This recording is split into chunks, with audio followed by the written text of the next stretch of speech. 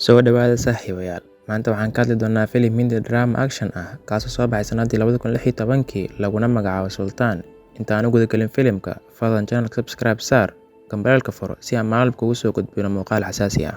Filimku wuxuu ku bilaabanayaa kulan ka dhexeeya guddiga ciyaaraha lagdanka ee dalka India, kaas oo baryahan noqday mid aan xiiso lahayn. Gudoomiyaha guddiga Akash Oberoi ayaa ka codsaday guddiga inay siiyaan muddo 6 bilood ah uuna ka dhigi doono tartanka mid caan ka ah dalka India. Guddiga ayaa ka oggolaaday codsiga Akash. Habeenkii, Akash ayaa imaaday garoonka lagdanka wuuna ku fekeray. Inkastoo ciyaarta lagdanka ay ka mid tahay ciyaaraha ugu lacagta badan dunida, ma ahan mid caan ka ah dalka India. Aabihiis ayaa u imaaday wuxuuna u sheegay xal aad u fiican, kaasoo ah in dadka Hindida ay yihiin dad aad u xiiso badan, aysan xiisaynin inay arkaan laba shisheeye oo isdagaalaysa, balse maalinkii ay arkaan nin Hindi oo garaacaya nin shisheeye ah, markaas lasoo buuxin doono garoonka.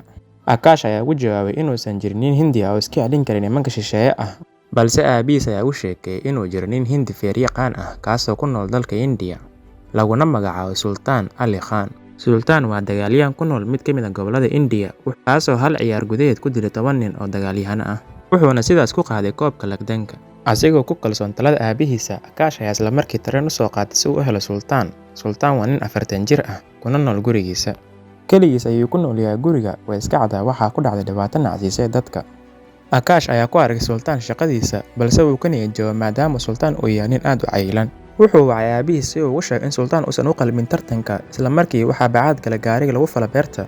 Dadka oo dhan waxay u waceen Sultan. Sultan ayaa bacaad ka bixiyay gaarigii. Akash ayaa wacay aabihiisa wuxuuna u sheegay inuu sii joogi doono, isla markii wuxuu la kulmay Sultan wuxuuna u soo bandhigay dalabkiisa. Sultan ayaa ka diiday Akash codsigiisa, wuxuuna u sheegay inuusan mar dambe ku noqon doonin garoonka lagdanka. Akash ayaa u tagay Sultan saaxiibkiis oo lagu magacaabo Govind. Wuu la fadhiistay, wuxuu wax ka weydiiyey Sultan noloshiisa hore. Govind ayaa ugu sheekeeyay, wuxuuna u sheegay 2008 uu Sultan shil galay, wuxuuna meeshaas ku arkay gabar lagu magacaabo Arfa. Isla markii wuu jeclaaday, waxay ku garaacaysaa koofiyada balse asiga indhihiisa uu ka qaadi la'yahay. Wixii maalinkaas ka dambeeyay wuxuu dabagalay Arfa, balse iyada waa gabar aad u xanaaq badan. Wuxuu ogaaday in Arfa ay tahay gabar dagaalyahanad ah uuna dhalay ninka iska leh tartanka. Dagaalka kadib wuu u imaaday, wuxuuna u sheegay jaceylkiisa. Wuxuu u soo bandhigtay guur, balse waxay u sheegtay inay kaliya guursan doonto nin dagaalyahan ah. Isla markii wuxuu ka ballan qaaday inuu noqon doono nin dagaalyahan ah. Wuxuu u imaaday aabaheed, wuxuuna ka codsaday in fursad la siiyo. Waxaa la daba dhigay 3 nin, haddii la soo qabtona wuu iska bixi doonaa. Balse Sultan ayaa ka orod badiyay nimankii. Dadka oo dhan way ka heleen Sultan fudeedkiisa. Arfa aabaheed ayaa ka oggolaaday inuu tababaro. Maalintii xigtay, Sultan ayaa imaaday guriga Arfa, wuxuu ku arkay gaari ambalaas ah. Asigoo yaaban, isla markii waxaa u imaaday nin dagaalyahan ah, wuxuuna u sheegay inay shubayaan dhiigooda, maadaama xaafadooda aysan lahayn isbitaal dhiigga lagu shubo. Arfa ayaa kalkaalisada ka codsatay inay ogaato nooca dhiigga Sultan, balse way yaabtay markay ogaatay in dhiiggiis uu yahay nooca O-. Waxay u sheegtay kaliya 1% dadka ku nool qaaradda Asia ay yihiin dhiigga O-. Sultan kalama jecla, wuxuu markale dareenkiisa u sheegtay Arfa. Arfa ayaa ugu jawaabtay inaysan aaminsanayn jacaylka, ayna aaminsan tahay in jacaylku uu dadka ka dhigay mid daciif ah. Sidoo kale waxay u sheegtay inay doonayso inay ku guulaysato tartanka Olombikada lagdanka, haddii guur ama jacayl ay gisana ay daciif noqon doonto.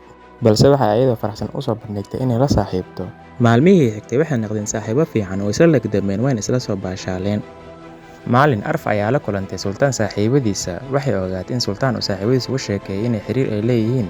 Way ka xanaaqday, wayna dharbaaxday, waxayna ku tilmaamtay mid doqon ah oo aan nolosha hami iyo gool ka lahayn. Sultan ayaa ka xumaaday hadalladii Arfa, wuxuuna go'aansaday inuu nolosha yool ka yeesho. Wuxuu imaaday garoonka wuxuuna la tartamay ninka u awoodda badan.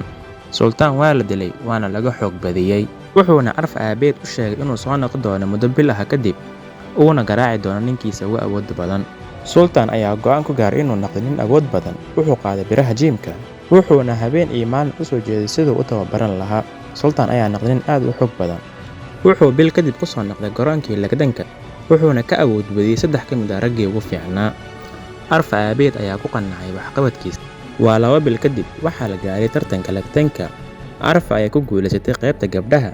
Sidoo kale, Sultan ayaa qaaday koobka qaybta wiilasha, balse wuxuu la tartamay ninka ugu awoodda badan dalka India. Arfa aabaheed ayaa Sultan u sheegay in haddii uu guuldareysto uu iska dhaafi doono ciyaarista lagdanka, wuxuuna isku dayay inuu ka celiyo ciyaarta.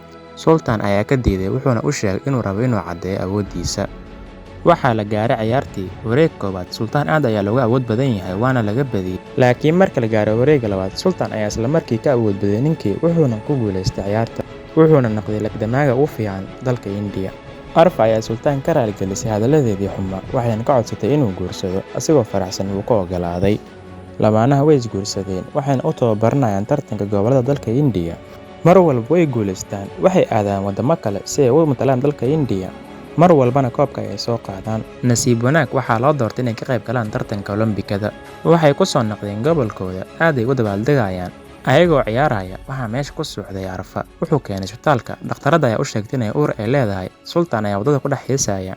Arfa aabaheed ayaa gabadhiisa soo xasuusiyay riyada ay lahayd oo ahayd inay ku guulaysato tartanka Olombikada, balse waxay u sheegtay inaysan awoodin inay ka qayb gasho. Riyadeedana uu u rumayn doono saaxiibkeed. Isbuucyadii xigtay waxay aad u tababartay ninkeeda. Waxaa la gaaray maalinta Olombikada, dadka oo dhan waxay daawanayaan Sultaan. Nasiib wanaag uu ku guulaystay tartankii. Arfa iyo aabaheed ayaa faraxsan maadaama riyadooda loo rumeeyo, wuxuuna ku soo noqday gobolka asigoo wata biladda gold medalka. Wuxuu noqday nin caan ah, wuxuu sameeyay xayeysiimo, lacago badan ayuu ka helay. Maalin waxaa wareysanaya wariyaasha, balse su'aal walba la weydiiyey wuxuu ka bixinaya jawaab caddaynaysa inuu isla weyn yahay. Mar la weydiiyey inay jirto cid uu ka cabsanayo, wuxuu ku jawaabay in Sultaan uu ka badin karo isla Sultaan oo kaliya. Mid ka mid ah wariyaashii ayaa ku tilmaamay Sultaan nin kibir badan. Sultaan ayaa ka xanaaqay wuuna dharbaaxay ninkii. Habeenkii markuu imaaday, wuxuu xaaskiisa u sheegay inuu aadi doono dalka Turkiga si uu uga qayb galo lagtan. Haddii ku guuleystaan uu noqon doono ninka ugu awoodda badan dunida. Waxay ka codsatay inuu iska joogo, waxayna u sheegtay inay u baahan tahay xilliga foosha. Sultaan wuu ka diiday arrintii, wuxuuna aaday dalka Turkiga. Ciyaartii ayaa bilaawday.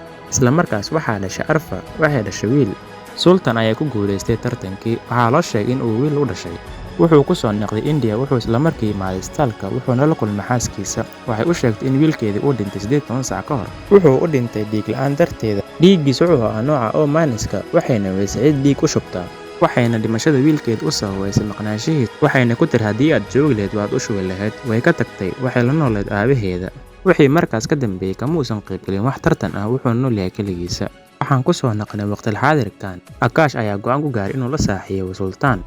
Wuu u yimid wadahadal dheer kadib, Sultaan wuu ka oggolaaday. Sultaan ayaa go'aansaday inuu ku noqdo dagaalka, wuxuuna u imaaday xaaskiisii, wuuna macsalaameeyay. Wuxuu soo qaatay gaari, wuxuuna imaaday gobolka Delhi. Halkaas waxaa ku soo dhaweeyay Akash. Akash aad ayuu ugu faraxsan yahay maashaha Sultaan, balse dhib ayaa jira. Waxay u baahan yihiin qof tababara iyo qof maalgeliya Sultaan. Akash wuxuu u tegay saaxiibkiisa, kaasoo ka oggolaaday inuu maalgeliyo Sultaan. Waxay imaadeen goobta lagu dagaalo. Waxay ku arkeen Fateh oo ah macallin dagaal. Fateh wuxuu mar soo qaaday biladda ciyaaraha fudud, balse wax walba wuu waayay maadaama uu daroogada aad u isticmaali jiray. Akash ayaa Fateh ka codsaday inuu tababaro Sultaan. Fateh wuu diiday maadaama Sultaan uu yahay nin duqoobay, aadna u cayilan yahay. Akash ayaa mar kale ka codsaday. Fateh wuu ka oggolaaday inuu fursad siiyo. Sultaan ayaa la dagaalamay nin uu tababaro Fateh. Ninkii ayaa aad u dilay Sultaan. Sultaan ayaa soo xasustay tababarkiisii, wuxuuna lagday ninkii wuuna badiyay. Fateh ayaa oggolaaday inuu tababaro Sultaan. Aroortii ayay soo baxeen. Sultaan ayaa rucleynaya, balse ma mid aad u ordi kara, waayo wuu cayilan yahay. Sultaan ayaa aad u tababartay, wuxuuna noqday nin awood badan. Fateh ayaa Sultaan baray akshanka ugu halista badan MMA-ga, kaasoo ah ceejada, balse Sultaan ma awoodo inuu sameeyo oo dhaqso ayuu suuxayaa. Fateh ayaa dhiirigelintiisii ugu dambeysay siiyay Sultaan. Waxaa bilowday tartanka Pro Takedown. Ciyaartooyda ugu caansan waxaa ka mid ah Tyron Woodley oo ka socda Ameerika, iyo ninka ku guuleystay sanadkii hore, kaasoo lagu magacaabo Marcus kana socda dalka Britain, Marius oo ka socda Brazil, iyo kuwo kaloo badan. Ciyaarta koowaad waxay ka dhaxaysaa Sultaan iyo Marius. Wariyaha ayaa Sultaan weydiiyey hadallo quseeya xaaskiisa telefishinka ay ka fiirsanaysay. Aabaheed ayaa ka codsaday inuu cafiyo, balse way ka tagtay. Waxaa la gaaray maalinta dagaalka. Garoonka aad ayuu u buuxaa. Marius ayaa soo galay garoonka, halka Sultaan uu isku dayay inuu la xiriiro xaaskiisa. Wuxuu soo galay garoonka, wuxuu aad u leeyahay dadka tiradooda. Ugu dambeyn, ciyaarta ayaa bilaabatay. Marius aad ayuu u fudud yahay, halka Sultaan uu yahay mid aan dhaqaaqayn. Marius ayaa ka awood badiyay Sultaan, halkaasna waxaa ku dhammaaday wareegga labaad. Marka la gaaray wareegga saddexaad, Sultaan ayaa xifdiyay dhaqdhaqaaqa Marius, wuuna lagday. Mar labaad ayuu lagday, garoonka ayuuna ka soo baxay. Albiitaraha ayaa sheegay in Sultaan uu badiyay. Dadka oo dhan ayaa jeclaaday Sultaan. Ciyaartiisii labaad wuxuu ka badiyay nin xoog weyn oo ka socda dalka Australia. Waddanka oo dhan ayaa taageeraya Sultaan. Ciyaarta saddexaad waxaa lagu aadiyay nin ka socda dalka China, lagu magacaabo Ting Li, wuuna ka badiyay. Waxaa la marayaa semifinalka, wuxuu u bixi rabaa Tyron Woodley. Wuxuu isku dayay inuu waco xaaskiisa, balse way ku damisay. Tyran ayaa ka codsaday Sultan inuu u baxo lagdan. Wuu ka ogolaaday. Sultan feeraha ayaa laga jebiyey. Tyran ayaa aad u dilaayay Sultan. Waxaa dhammaaday wareegii koowaad. Saaxiibkiis Govin ayaa kula taliyay inuu suliyo maadaama uu feerta ka jaban yahay, balse Sultan wuu ka diiday. Waxaa la galay wareegii ugu dambeeyay. Tyran ayaa feerta ka dilay Sultan halka Sultan uu gacanta ka jabiyay. Ugu dambeynna wuu badiyay. Markuu guuleystay, Sultan ayaa ku suuxay garoonka. Isbitaalka ayaa la galay. Dhakhtarka ayaa kaas u sheegay in haddii Sultan uu ciyaaro ciyaarta finalka, xaaladiisa ay xumaan doonto. Arfa ayaa isbitaal ku soo booqatay Sultan. Way raaligelisay maadaama ay muddo sanadaha ka maqnayd. Sultan wuu raaligeliyay maadaama uu ka maqnaa xilligeedii foosha. Maadaama ay tahay qof wax ka yaqaan ciyaarta lagdanka, way ku dhiirigelisay inuu ciyaaro ciyaarta finalka.